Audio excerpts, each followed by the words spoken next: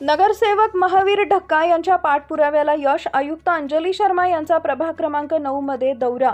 जालना शहरातील प्रभाग क्रमांक 9 मधील विविध नागरी समस्यांबाबत नगरसेवक महावीर ढक्का यांनी महानगरपालिकेच्या आयुक्त अंजली शर्मा यांच्याकडे निवेदन सादर करून तातडीनं कारवाईची मागणी केली होती. या निवेदनाची दखल घेत आयुक्त अंजली शर्मा यांनी स्वतः प्रभागात भेट देऊन नागरिकांच्या समस्या जाणून घेत संबंधित अधिकाऱ्यांना तातडीनं कामे पूर्ण करण्याचे आदेश दिले. प्रभाग क्रमांक 9 अंतर्गत काळुका माता परिसर, डबल जिम, तुळजाभवानी नगर, दर्गावे, सोनल नगर, नीलम नगर, सुभद्रा नगर, गांधी चमन तसेच महापालिका ते नीलम टॉकीज दरम्यानच्या नाल्याची पाहणी करण्यात आली.